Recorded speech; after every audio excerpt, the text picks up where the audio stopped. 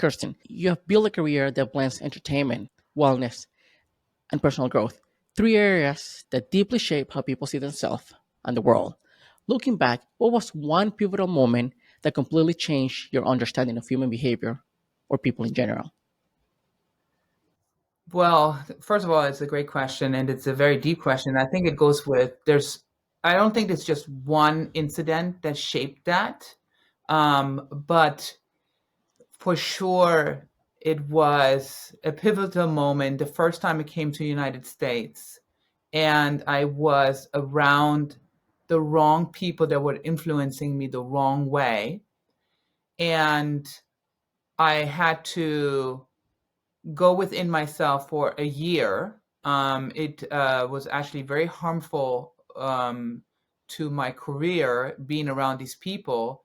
And I had to take a look at myself and say, okay, why did I make the choice to be around these people?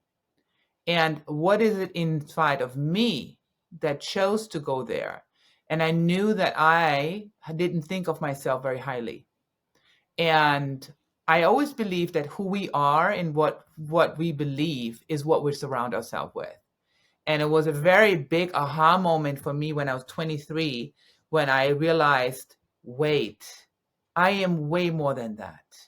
And I decided to never ever surround myself with people that were on the wrong side of the road, I would call it, or they had the wrong view of the world and how they were interacting with people. They were not good people. And I don't want to call names and I don't want to talk the exact situation, but the situation was that I was introduced to these people to do some business with, and it turned out that they were really using me. And there were red flags. I didn't listen to them. And listen to your intuition. It will always tell you when there's something wrong. And I didn't listen to it, and it cost me a year of my life, really, to rebuild. And um, thankful that I, before that, built so much trust and a great image with other people, that it didn't harm me as much as I thought it would be. I was very ashamed of myself that I didn't listen to myself. And ever since then, I've always said I'm going to listen to my intuition, and I'm going to stick around with people that are of good nature and can elevate me. And I think the only way we elevate is when we learn and when we're curious and we meet other people that are doing things that I would like to do, but I don't know yet, and staying humbled to ask questions, which I love your podcast because you are asking questions to be curious and to know, well, how can I grow? Because that's all it is, right? That's what we're here on earth, is to grow and to connect with ourselves and to have a purpose. What that is and what makes you happy, everybody has a different way of doing. For me, it's been fitness and acting, and for others, it could be other things. But in the end, we all come to the same place. We all come to self growth, listen to your intuition, and not to be of a mind of an ego, but of a mind of curiosity and wanting to learn and grow. I really appreciate you sharing the story, and I think that a lot of us can relate to that, to the fact that many times in the past, our intuition or call it gut feeling was giving us signals, warnings, like, hey, you should probably either do this or get away from that. But it's so hard for whatever reason. I guess fear is involved of not listening to that voice. I guess I was trying to think and say, what would be the reason why we do this? And I guess in my mind, and that's why I wanted to ask you, probably, what made you to finally just make the choice of leaving that group. But I wonder if a lot of that not listening to our own intuition is the fear of the unknown, what's going to happen out there. So it's almost like, okay, I'm in the familiar, I'm miserable here, I've been mistreated here, people are taking advantage of me here, but at least I can predict what is going to happen. If I leave this group, I have no idea what is going to be out there, even if that out there is much, much better than this one. And making that choice seems easy, seems like okay, like a no-brainer, but we all know it's like one of the hardest things because we're just not familiar with that. What truly made you just say, hey, enough is enough, I'm done with it, I'm just gonna take a leap of faith and get the hell out of here? The police came knocking at my door. I guess that will do it. I guess that will do it. Right. And I was like, whoa, whoa, whoa, whoa, Yeah, whoa, whoa, yeah, whoa. Yeah. And yeah. that's really when I was like, wow. I had no idea that, all of that would evolve from that. I don't know. And, I have to say, I've had a very hard childhood. And I left home when I was 17. I basically ran away and put myself through college. So I came from a very abusive family or father. My mother not so, but my father, and she stayed, and she was kind of weak in that sense in my eyes, and I didn't want to be that way. And so even though I surrounded myself with these people, I've when that happened, that was enough of a red flag of okay, I this feels familiar or not so, because we always surround ourselves with the program that was given to us until we learn something new, right? Because we are comfortable in it. We know how to maneuver in it. And these people, because of my childhood, were people that were comfortable for me to maneuver in until that knock came. And I'm like, wait, this is not, I don't want to relive this. I don't want to, I escaped that. I left that. Why did I put myself into that again? And that's really what was my wake up call. I always believe that people change when it becomes too painful, whatever that is, and everybody has a different button to change. When something doesn't serve us anymore and we get knocked over many over and over and over, most likely for the most of us, we will change, right? We say, well, this doesn't work for me.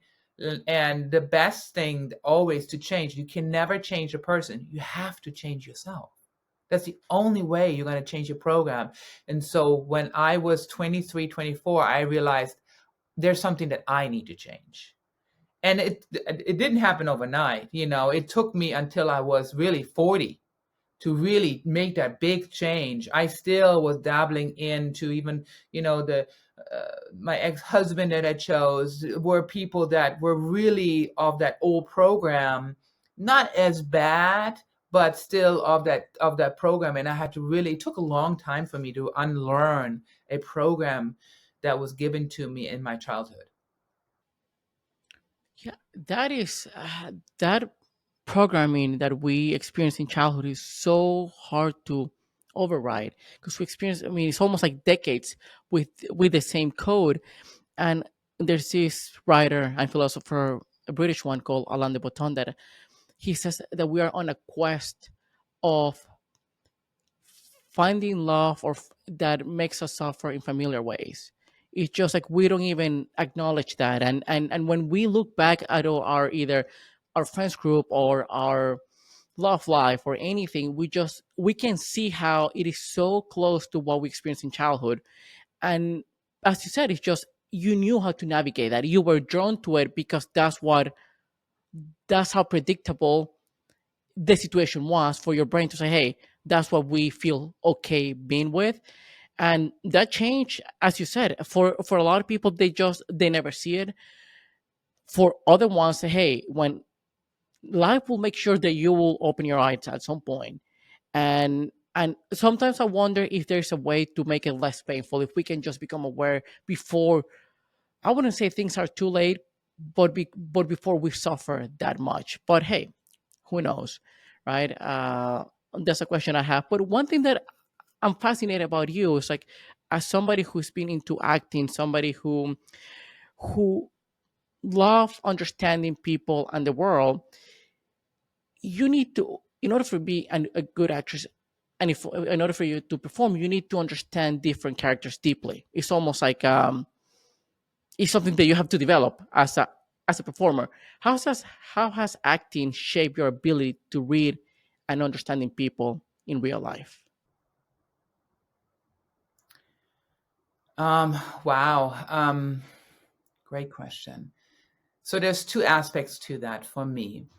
Um, because I'm in the fitness industry and I deal with a lot of people, I've had the I learn how people react, how people behave, what they say, and so I've been in the fitness industry for 30 years now, and I've had my business now for 24 years, and I have dealt with so many personalities and so many journeys that that has really given me a big toolbox to bring that into my acting. Because all acting is to studying the human behaviors and then putting yourself into the possibility of what that character could be. Because we all can be the worst and we all can be the best, right? We all have it in us. It's the choice that we make to be there and to go there and to be vulnerable enough to go there and not to be in your head to judge yourself for when you do it.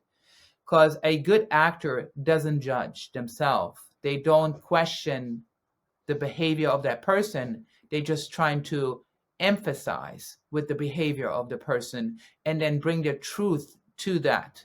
So the things that I have seen myself and experienced, obviously, I always say the best actor plays close to home. They are playing themselves. They have experienced themselves. When somebody's really funny, usually they have some demons, right? Or they have had experiences of abuse or whatever, or when somebody, and I'm not saying all, but there's always a little bit of a truth to it, because for us to play really close to home, for me to play a powerful, strong woman that is disciplined, it is who I am. It is, so I just put a little twist on it to that character. But same when I played a killer clown, I wanted that killer clown, and they brought me back numerous times for other episodes. I wanted her to have an emotion. So why does a killer clown start killing people? What happened before that? What made that person really click? And all that comes back to is just wanting to be loved, just wanting to be hugged, just wanting to be accepted. And why does somebody overreact that way? Is because they have not learned how to deal with their emotions and they act out on their emotions. So all of these things that I've seen in my journey as fitness and in acting has really shaped these characters for me and helped me to emphasize more on it, and not, and then you got to study it, you got to get into an acting studio and study it and learn and audition as much as you can, because if you don't, you are never going to get out of your head, because it's just like riding a bike. If you get on the bike one time, you're not going to get good at it. It's the same with communication. People are not good at communicating, and it's the last language is the last thing we have learned as humans. And communicating means that you really don't take a judgment of what that person says to you and don't take it personal, but really truly listen to their feeling of what they're going through and emphasize on what they are saying. And then take it as, okay, how can we fix this problem? Or how can you know my side? Because a lot of times we have one person saying one thing, one person the other saying, and everybody wants their opinion to be worth everything, right? Instead of saying, well, let me hear what you have to say, let me hear what you have to say. Two different programs coming together and wanting to communicate. It's a lot of listening. Yeah, I couldn't agree more. I think that a lot of people feel that they're good at communicating just because they know how to speak. It's almost like, yeah, I mean, I know how to say, I know how to make sounds that come out of my mouth, then therefore I know how to communicate. And when it comes to having those arguments or just conversations, like, we need to understand that everyone sees the world in a different way. What might make sense to you might not make sense to me, or vice versa. It's something very, it is hard to understand because we assume or we want to believe that everyone sees the world the way that we do. And when somebody is coming at us with a different argument or with a different vision or with a different opinion or just idea, we just cannot process, like, well, how is this person thinking that way? Well, you need to put yourself in their shoes, which is actually, have you heard about the, based on your acting experience and all of that, and have you heard about the idea of spandrels? I have not. No, so this is fascinating. I probably would like it. So expand the at least on evolutionary biology, expanders are these traits or features that aren't directly shaped by natural selection, but they exist as a side effects, of the traits that were selected for. The easiest example or the best example I listened to on a different podcast like months ago was, imagine that you're an alien that comes to Earth 30, 40 years ago. And then you come and say, I ask you, hey, by the way, Kirsten, what do you think this light bulb's job is? And you study and you look at the light bulb and say, well, this light bulb's job is to uh, give give up heat. Look how much heat is giving it.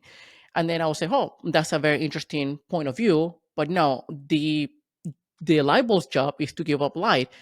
The heat comes as a byproduct. You, in your career of as an actress, trying to understand how a character should be played, how the character thinks, and how just to even use part of yourself and attach to the character. But you truly need to understand how the other. That's where the really craft comes, when you truly understand what the role is supposed to be. As a byproduct, you get to develop this empathy that truly understand people from their point of view, that you almost do it naturally because you have worked on that muscle without the intention of being a highly empathetic person. So I just thought the whole, when you were explaining what you do and how you see people and conversation, I thought it was just fascinating. And I wonder if that's why a lot of performers, whether you're in theater or in films or shows, if they also have that high level of empathy, because they can understand that everyone sees the world from a different angle, because they had to put themselves in those shoes. And then it just it brings more awareness and clarity, I think. Absolutely. Yeah. I mean, it's basically what makes that person tick, right? That's what we're talking about. I mean, what is that light bulb's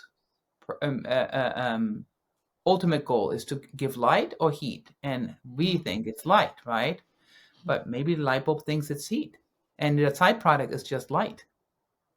Because how was light invented? By heat. So what was first? Sure. The light or Yeah, the heat? that's a So yeah, that's a fair question. That's a fair question.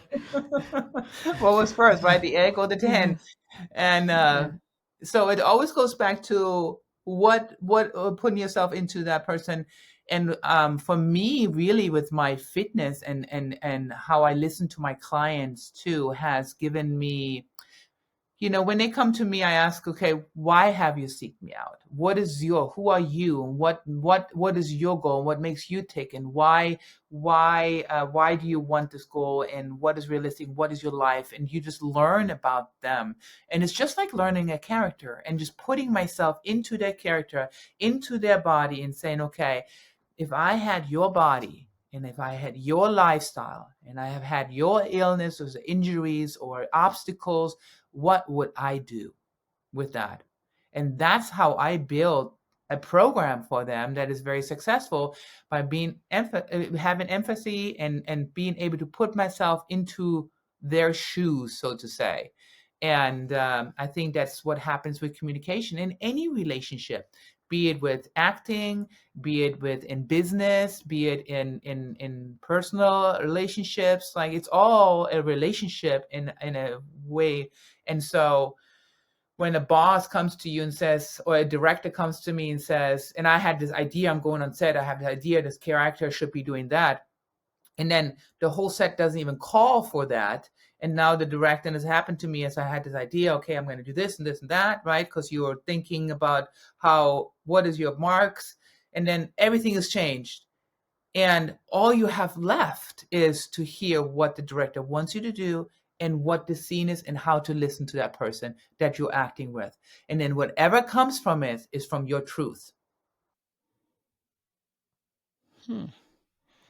Yeah, I once again, it's just I love what you're saying. I something that I wish more people could see as clearly as you see it. And I think it takes time and effort and work for sure to do it. But one thing that I could catch up from you, especially since you've been in the fitness industry for 30 years, business owner for over 20 years, there's something about the fitness side of it that is all about mindset. It's all about resilience. But even though we know this about athletes, about elite athletes, and the effort that it takes, also the I like to see how these two relate in your life when it comes to resilience and mindset, because both acting and entrepreneurship involve a lot of rejection. So, how have you trained your mind to stay resilient in the face of setbacks? You have to go to a theta state instead of your beta state of your mind. So when we are in a frequency of our beta state, which is the negative state of mind, fright or flight state, we're in a 200 frequency. So we have to get out of that. And how do we get out of that? Is with meditation. You have to meditate, and it's a daily practice, because our mind is our worst enemy. It will constantly try to figure out how to survive. It wants to help us, but it will go into the negative state. It will say, okay, if you cross that street, you could be run over, instead of saying, I could just cross the street and enjoy walking across the street instead. But so we're constantly, and obviously it helps us to survive in life, but also it can be very negative for us. And as an athlete or an entrepreneur, we have a lot of imposter syndromes happen. I mean, when I just stepped on last year on set with all these A-list stars of Walton Goggins, John Goodman, Danny McBride, all these people, there was a moment when I was on set, there was an imposter syndrome, and my mind wanted to go to a negative state of mind, and I had to ground myself. I'm big on grounding. If you have never grounded, look it up. It's really where you take your shoes off, you put your feet into the ground of earth, and you meditate. You meditate about, because we're all connected to the universe, and we're atoms and molecules, and we are in the powerful energy, and we can really calm ourselves down with breathing. And there's a great book that I've read on about that. It's called The Command. It's called, I'll get the book for you. I just finished reading it, and it's all about grounding. And so when I had that imposter syndrome, I was like, no, I was talking positively to myself and kindly, because we talk so negatively about ourselves. We constantly compare ourselves. And as athletes, especially, we always look at our competition. We always look at who's better, who has a better body. And social media has become this tool for people to compare. And it's the worst one to go on, because it's so fake. It is so manipulated, and there's a lot of accounts that are actually created by businesses to make you buy things, and these people are not even real. And we compare ourselves to these people that are not real, or that are brushed over. And I think it's really important to stay in the immediate of what's around us, and learn from that, instead of going into the world wide web and compare ourselves. So it takes a lot of meditation. It takes a lot of constant talking to yourself, surrounding yourself with people that are really of a positive mindset. If we are surrounding ourselves with people of positive mindset, and of the goals that we have, or they already have established these goals, we are raising our frequency by 15%. But if we are around people that are on a negative set of mindset, and are not elevating our goals, we are actually diminishing our energy by 30%. This is huge. And so it's super important of who you hang around with. There's an old saying, show me your friends and I show you your future. And what we are surround ourselves is what we become, and I think it's really, your time is of essence. We cannot slow down our time. We can slow down aging. We can we can decide what we want to do, but we cannot slow down time. And so really it's important of what you put in your brain and what you are surrounding yourself with. Battling that negativity bias that we have in our brain is hard because, as you said, any setback, anything that we face, we right away just create a story. And our brains are probably the greatest storytellers ever. They create a story that will make us fear so much that we won't take action, right? Yes. And it's almost like, are you kidding me? I mean, are you working with me, or are you working against me? It almost feels like that. But I discovered recently that, well, not really. I mean, yeah, sure, recently that our brains were never designed to make us happy or to help us thrive, but to keep us safe. And how you keep us safe? By staying in the same place that you are. So, and yeah, sure, it helped us evolve. It helped us when we, like thousand years ago, sure. But now is what you're saying. Is just bringing the awareness of, hey, I don't have to listen to that.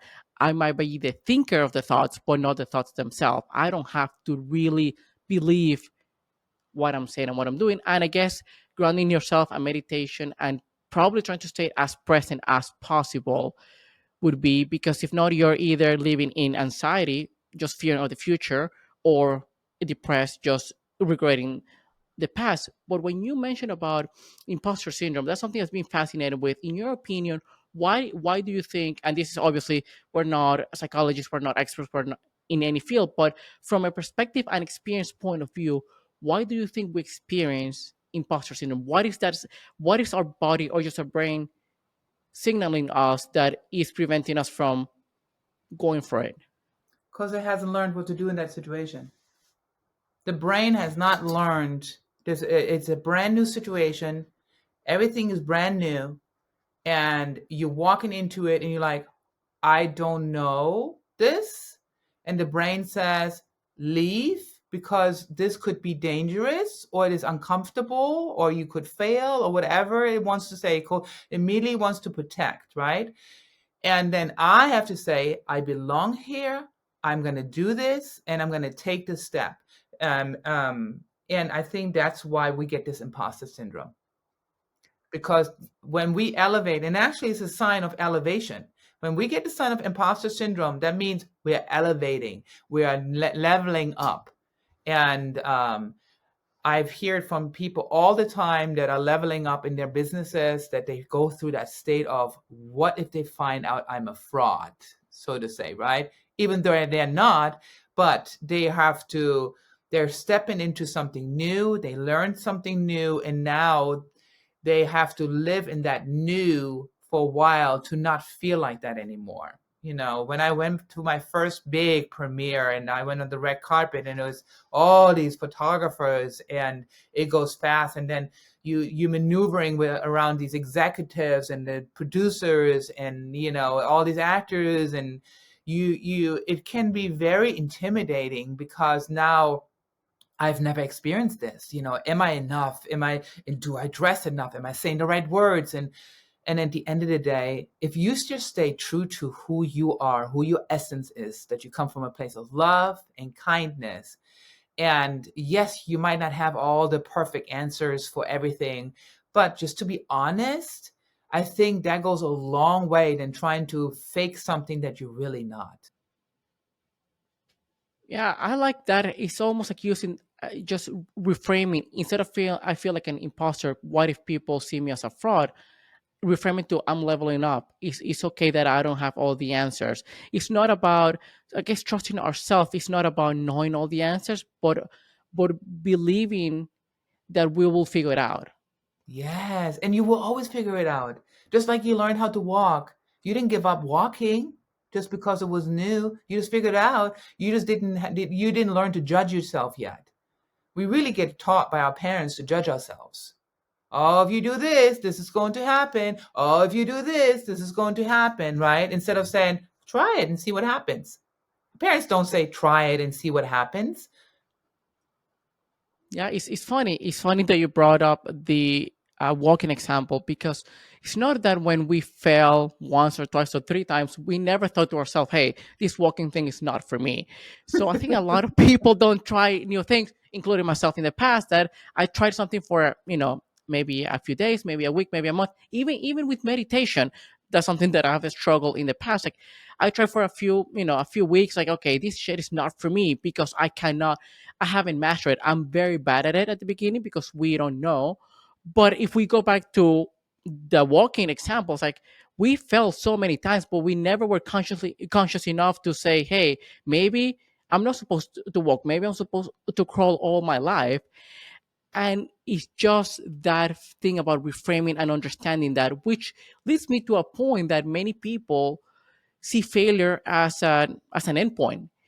And somebody you who have overcome a lot of challenges, how do you personally reframe failure, and how has that helped you grow? Failure sucks. I'm not going to lie. It sucks for a second. And then you're like, okay, what am I learning from this? Because there's always something to learn. If you look at it as a message to learn and grow, it actually works in your favor. Because the best growth we do when we fail at something, we don't grow from success. I mean, it's great and all of that.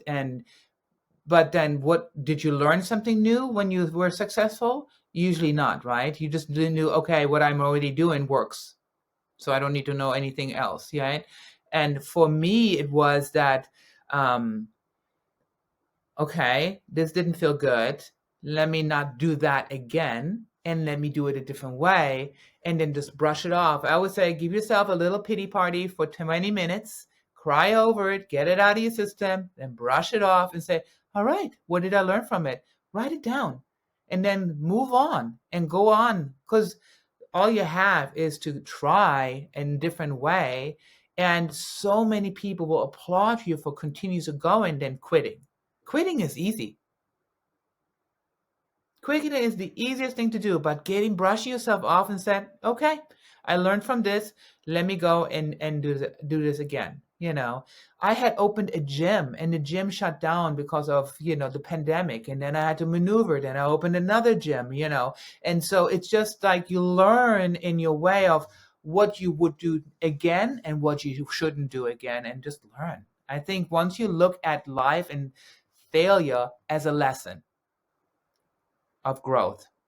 Changing that lens, it sounds like changing that lens. And when you said about that we almost never learn from our success, I started thinking about how those with work ethic will always outperform those with talent, because when you're highly talented at something, you don't learn much because you're talented, right? So you cannot see any blind spots because life hasn't. It's almost like, what would I rather have, work ethic or talent? Talent would be easier in the short term. Work ethic would just pay dividends in the long run, because I would have to be forced to learn from my mistakes and then see things that those things that it comes easy to others can't see. And then it's just about, once again, it's just changing your mindset. It's just changing, okay, either win or I learn. And as you said, it's like people would applaud you more for keep going, but in our minds, I guess it's part of their ego, I would assume, that when we fail, then we feel like a loser and say, okay, everyone is looking at me because I fail. But if I get up and I keep going, we don't, because we're so much in the emotion, we don't think that that's what people would admire about us. It's not that we need their validation, but it brings you like a peace of mind of why we should keep going. Absolutely, absolutely. Well said. I Not to give up and keep going is everything. And I, like you said, what's more important, talent or a work ethic? Work ethic. Because I know a lot of people that have talent and just don't take the action. They don't go for it. They don't go network. They don't go for that job. They don't go and try to learn something new. They're just like, oh, I have the talent, but they don't do anything with it. And the people that have amazing work ethic and not as much talent, but man, because they want to learn, they get better and better and better, and they build and build and build. In the end, they're the ones who succeed. How do you build that work ethic, you personally? Because I know that some people, you have some crazy people who are just like wired that way, that it just they cannot. I mean, they're just like the Tom Brady's of the world or the Mr. Beast of the world. They're just obsessed with with perfection. But there, or even Debbie Goggins, those are, like outliers. But for the regular people that are not as talented as other, how do you build that work ethic, both mentally and also emotionally? The way I had built it is, how bad do you want it? It really comes down to how bad do you want it. If you want it bad enough, and then there is never motivation. People always talk about, I'm not motivated, I'm not motivated. I'm not motivated.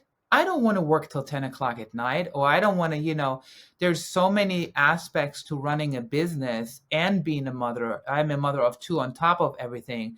You have to be disciplined.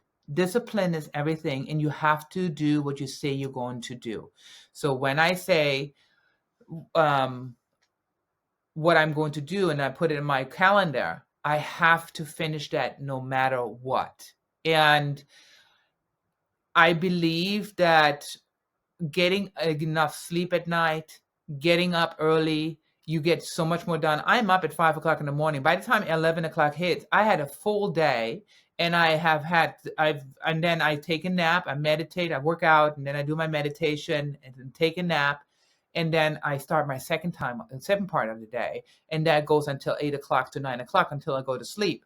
And you have to learn when are you functioning the best way. And the way for me to stay disciplined is, I have learned that in the mornings, I'm very creative of writing. So I have learned to get up an hour early, and that's when I write, that's when I read, that's when I'm very creative. And then during the day, I'm very good at running my business and all of that. And then at night, I've learned to study. I study really well. I have to watch films. I have to read. I have to create videos. I edit them, or break down lines, learn my lines. So learning when you do things the best way, I think will help you to stay not motivated, stay dedicated to what you want. And then how bad you want it. And for me also, small goals work really well for me. I think sometimes we look at the big pictures too much, and that wall is so high, and you're like, I will never get over that wall. But if you say, well, that wall is only this high and I can look over it, all I have to do is do a couple of things to get over that. So this is a month worth of work right now, or 6 weeks of work. I can do that. So then once I got here, I'm going to do another 6 weeks of work. So to look at the big picture of my ultimate goal. Yes, I write it down, and I do have certain goals for the year, but then I break it down and do small steps. Okay, what can I do this month to get closer to my goal? And I think that helps you more to stay disciplined. And it's the same with your body. I always say, don't look at what your dream body is right away. It's a goal, but let's break down that goal, and how do we do the first step, second step, third step, and let's get the first 10 pounds down. Let's transform your body in the first month, and then we'll move on. Yeah, having those small goals are so critical, or at least those small wins, and that's something I had to learn the hard way. I remember when I started the podcast, I kept telling friends of mine and families, like, my I use this metaphor that I'm on the ground floor, my goal is in the 20th floor. I don't even know how I'm supposed to get there. It's just like so overwhelming. Sure, I can see the next step or two, perhaps, but I want to see 10 steps ahead or 20 steps ahead, trying to predict what I'm supposed to do or to learn, because I want to figure out everything now. And that, I think that stops a lot of people. And that's something that this, I don't know if you know who Simon Sinek is. He's a podcaster, a writer. He's very much into leadership, but he said in one of the panels or just conferences, like, hey, if you're going to work out, so instead of building consistency, you need to be consistent. If you might lose, you will get into shape. It might take you 3 months, it might take you 6 months, it might take you a year. We don't know. You don't know. But if you go every single day and you show up, you will see the benefits. But the problem is, if we see, even if you see on your business, or even I see on my podcast, from day one to day two, and I try to see any kind of improvement, I won't see anything. And it's so easy to get discouraged by just trying to have the goal from 6 months to see any improvement on day 2 or on day 5.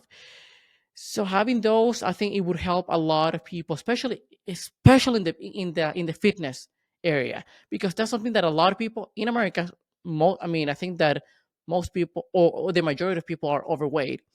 To some extent, they need to figure out a way how to get into shape, only not even for aesthetic reasons, but from health reasons, and how overwhelming that could be. Which it brings me to what habits you know people can have on a daily basis. The daily habits or even mental exercises that people could practice to build either resilience, consistency, or even a strong mindset. I don't know if you have any of those outside meditation that you have implemented into your life that has helped you achieve so much. So I actually wrote a book on that. It's called The Secret to Being Fit, and it's free on my website. It's an ebook you can download. My website is partyanddiet.com, because I believe in balance. It's everything. I talk about that on my Sunday talks called Calibrated. Um, in that, I say how to start in healthy lifestyle, and it's with simple steps. So you have to, we talked about the programming of your brain, and fitness is just the same thing. So you have learned a routine that's to be overweight, that routine that you've learned. So the only way you can change that routine with small changes. And I always say the number one thing is to not eat carbs at night. Don't eat any sugar after 7 o'clock. That's the first thing. Just start with that. You can have it during the day. You can have it, just start with that. Don't even think about anything else. Don't think about you can't have the rest. Just don't have it after 7 o'clock. Just start with that little one. And then in the mornings, set your alarm for 5 minutes, and you're allowed to, only for 5 minutes, you're allowed to do an exercise, be it walking, be it you follow a video, or you do some yoga, whatever it is that floats your boat, whatever you enjoy, you can do it for 5 minutes. And if you don't like the gym, but that's the only aspect you have, go to the gym, only 5 minutes. You have to set your timer. And then once that timer goes off, you have to stop. You have to stop. You can't continue. And then you have to do it again the next day and the next day. After 2 weeks, you have reprogrammed your brain to do 5 minutes. And then next thing you know it, you're doing 10 minutes, 30, 20 minutes, 30 minutes, because now you have learned a new routine. But you have to give it baby steps. I think people look at it like, oh, I have to do an hour. And I'm a big believer that if you have to do more than an hour, you have to take a look at your nutrition. You can never, ever chase a bad diet, right? So let's start with just 5 minutes and stop the sugar at night. Those are the two main things that will give you a such a big success rate for your transformation and your lifestyle. Yeah, I think we tend to believe that for radical change we need, or for radical improvement we need radical and huge changes. And it's almost like it's kind of related to, we tend to overestimate what we can accomplish in a day, but underestimate what we can accomplish in a year. So by those having those small things, even as you say, just stop eating sugar. Even if you try for 6 months after 7 p.m., do 5 to 10 minute exercise. Just move your body, even though it seems and it sounds and it feels insignificant. Whew, but it's so It, powerful.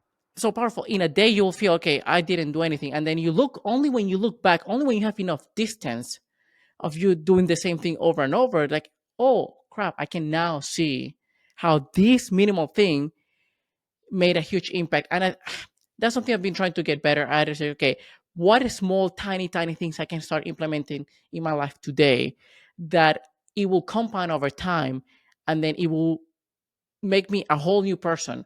But we don't see it that way. We just see it. We need to change everything now. And that's where a lot of people get stuck, I guess.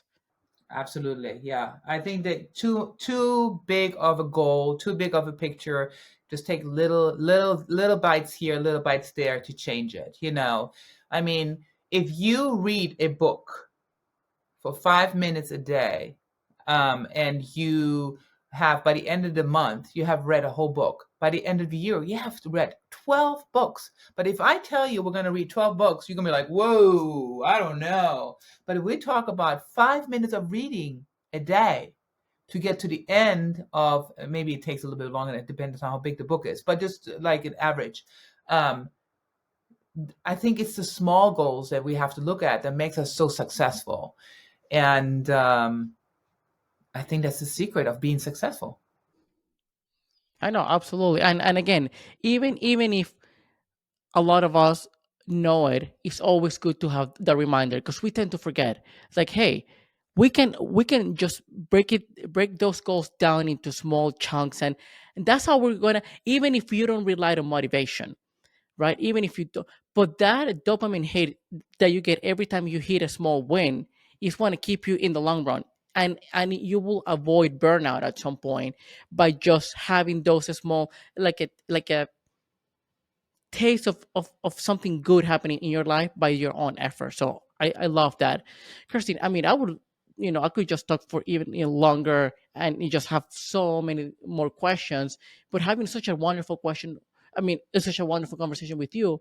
But as a closing question, if you could give just one mindset shift or practice that has had the biggest impact on your ability to overcome adversity and thrive, something that my listeners can apply into their life today, what would it be?